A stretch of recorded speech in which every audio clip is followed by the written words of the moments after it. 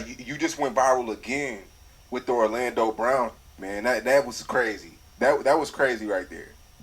Yeah. I mean, how did that happen? Did you expect it? Did you know you were gonna sit down with him? Now I got a call from the Dancer Project, said, "Hey, we got Orlando Brown. Do you want to do an interview with him?" So I always co-do interviews with them. So me, Brittany Renner. So we've done that on several times. So I like, well, shit, nigga, I always wanted to meet that. And I was a fan, cause I think the nigga shit. So just looking on the outside, looking in, I'm saying, man, that nigga yacking, he playing like a he bullshit. So when I meet him, when I get there, he getting up out the lift of the Uber. He already drunk. He already fucked up. He see me and go crazy. I'm thinking he going into character. So I'm studying, I'm paying attention to him. And so I'm trying to have some real straight up conversation with him. Tell him, say, boy, I say, Igga. I use the N-word, for monetization purposes. Say, Fickle, boy, they put me and you in a movie together, my Fickle. Man, boy, we go hit it big. He said, for real, I know her. Woo, woo. So I'm saying, man, I can call the producer right now. Boy, we can do this, we can do that. So I said, oh, man, he already messed up. So he go in and get a haircut. I see he got the Gumby. I said, boy, you must be a young player with that Gumby. I'm seeing, man, so this is my exact word. I said, say, look out, Neff. Man, because he had already took a big glass of Don Julio Reposado like that. He done took that to the head. So I said, say, listen, man, try not to get too drunk, homie. I got my manager with me so we can talk business. I said, matter of fact, Saint, go on get his number before this nigga here get too drunk, because I already see how this going. He get a haircut. Man, when we get on that podcast, before the cameras come on, he go stand in the corner and just start saying some crazy stuff. So this ain't for the cameras, homie. So I'm saying, man, he just needs somebody to breathe life back into him. Try to remind him, nigga, you a star, my nigga. You Orlando Brown. So that was my angle to come to him. But he don't want to be a star no more, homie. I don't know what trauma he done been through, but there's some trauma that lie there. So I'm showering him with love. Trying to see if he can come out of character and just talk, because I know that if they put me and him in a movie together, me and him go do a few more podcasts together. So when I find out how much he making, I said, man, he on drugs. So I called another platform he done been on, and I find out how much they paying him. And all the money goes straight to the dope man after the podcast. I said, man, they using this man, homie. So I'm finna, you know me, son.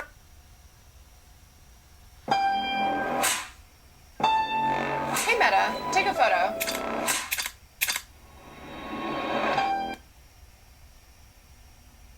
Son, I'm finna pump him up and be big. I'm finna take homie. So, me and Victoria been trying to get a hold of him, man. I would love to do the. Anybody can get him, homie. He's so cheap. Yeah, man, but you know me, man. Homie, when the people book him, he be already loaded, so that's why they play for the number. They can see him on the FaceTime, his mouth twisted, and so, homie, so it's not their fault to get something like this for this number that's gonna produce this. It ain't their fault. He a grown man, and he don't mind being taken advantage of. Man, he done even offered to come to Dallas and get paid $500 a week just to do somebody's podcast every week.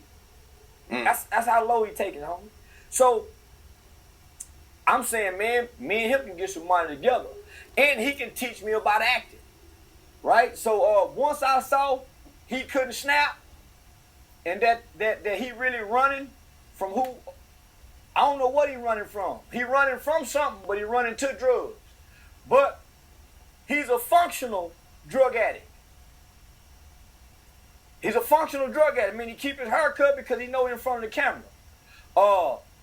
He was well taken care of as a kid, so his dental work is proper, right? Because he was well taken care of as a kid.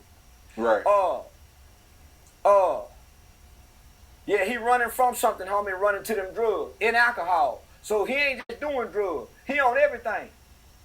So and you'll see in the middle of the podcast, so he drunk some Crown Apple, Don Julio, and then when he took the bathroom break, he came back crawling on the ground. Nigga, I said, what? man, you ain't went to the bathroom and used it. Nigga, you went to go get high.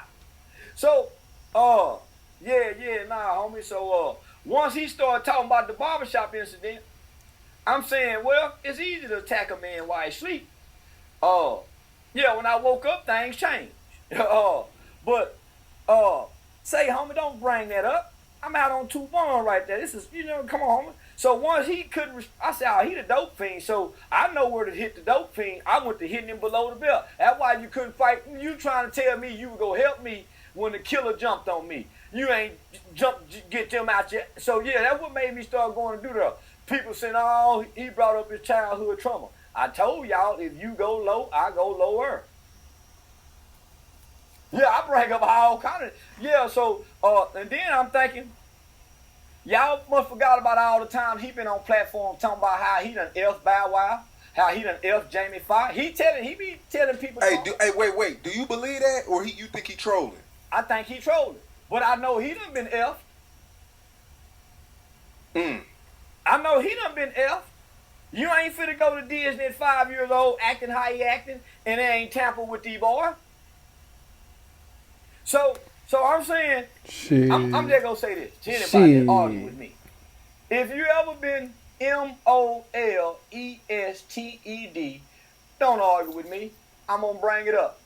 If you've ever been neglected and abused as a child, Fuck he say? don't argue with me. molested, don't argue with me. I'm gonna bring it up. If you've ever been neglected and abused as a child, I'm going to bring it up. If your mother has passed, I'm going to bring it up. If your child is done, I'm going to bring it up. So don't argue with me, because there's no limitation with my arguments. Man, I done said some mean things to God before. Yeah, man. So, no, man, my best weight, I weigh 125 pounds. I done got up to 133. My punches don't hurt bad, but boy, my words feel like bullets piercing skin. So when it's time to attack, I attack with words. And my words be vicious and they be venomous. So don't bother me if you can't handle my words. Don't bring up none of my problems if you don't want me bringing up your problems, including your childhood trauma, especially if I know about it. So now I don't feel bad about it at all. That's why I was secretly recording him crawling on the ground, because I knew once I found out he was dope fiending, I gave my guy, say, we got to get this, because this going to be golden footage. Boy, if this going to be golden footage. Yeah, it seems like all the childhood Nickelodeon and Disney actors, they're not the same anymore. They seem a little off. No, all of them. Well, we can't imagine what it's like to have your inner pushed in. Yeah, we can't imagine what that'll do to your brain, Sean. So I don't even try to imagine. I just try to have sympathy for those children, and then I try to make mockery out of the grown folks that's trying to hide behind that childhood trauma, bothering me. So you don't want to help them out? No. I want to make fun of them. I'm talking about Orlando Brown. No. I want to make fun of them. No. I want to make fun of them. So you don't want to help them out? No. I want to make fun of them. I'm talking about Orlando Brown. I want to make fun of him. Did you hear what I said? No, nigga, I want to kick him while he down. You lying to me, nigga. I want to kick him while he down. Make him, I want to humiliate him. Wait, you just said you was on an apology tour, man. How you doing that and you want to kick him while he down? Them the people in the past. He knew, Sean. He knew. I'd catch him 4 years from now. Them the people I done already done something to. He knew. And we don't care about dope fiends. Man, we rent their car, don't take them back, wreck them, all kind of things. Yeah, homie, I apologize to him later, but right now I want to make fun of him. Wait, what do you think he was on in the interview? He was on coke? Alcohol. And meth. But he went to the bathroom and done something, and he came back another person. But he was for surely drunk. He came back with like on an upper or a downer? Nah, downer.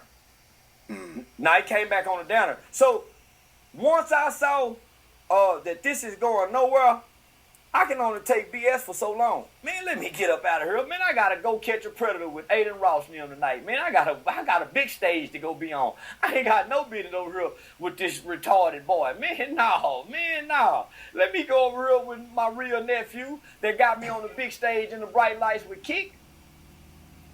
And shout out to Kick and Vitality and Aiden Ross. So yeah, homie, I hurry up and shook that spot. Yeah, he kept calling you daddy. Yeah. Well, he was saying stuff. Making reference to Damon Wayans. And you gotta remember, he was 5 years old when he was in that movie Major Pain. So people have always said that I had similarities to Damon Wayans. So when he was looking at my nose and saw that there's freckles on my nose, only people who've noticed there's freckles on my nose is women. I ain't never had a nigga say, man, you got freckles on your nose. But every woman I've been intimate with noticed that there's freckles on my nose. So when he saw that, I said, he's relating his childhood because he kept bringing up Damon Wayans. And then he was saying daddy. I said, Damon Wayans was a father figure in his life at one point in time because he went into Hollywood in that movie at such an early age. So that's what made me listen to him, homie. And I said, man, this nigga speaking in parables. But he's saying some truth. It's all mixed up in trauma, pain, hurt, disappointment, shame, embarrassment. A character that he can't get out of.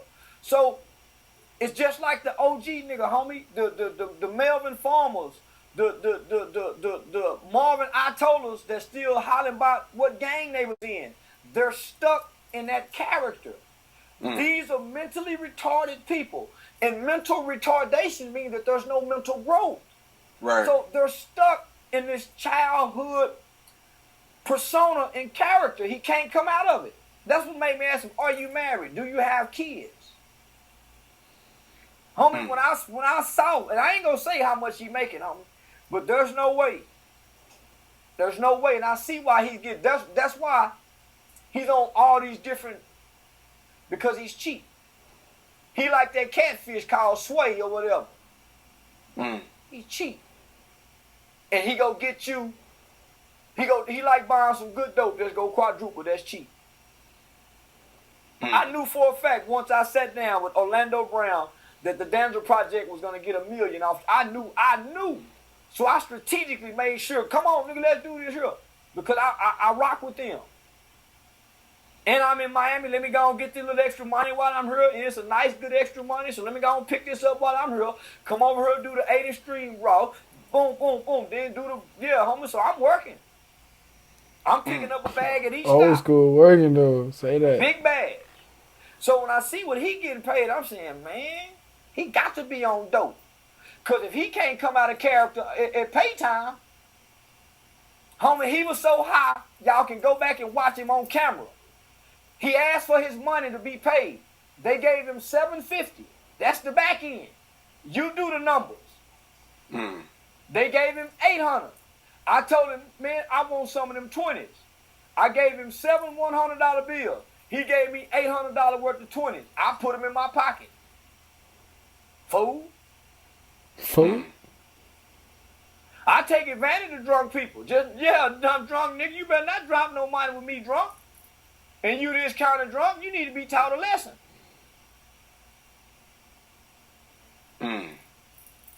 Yeah. So, I only take care of my kind.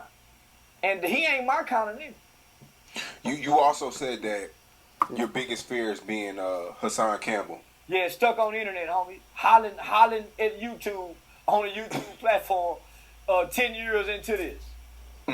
So that's why I work so hard to try to become a stand-up comedian. That's why I work so hard, homie, to try to evolve to dropping books or to getting in movies.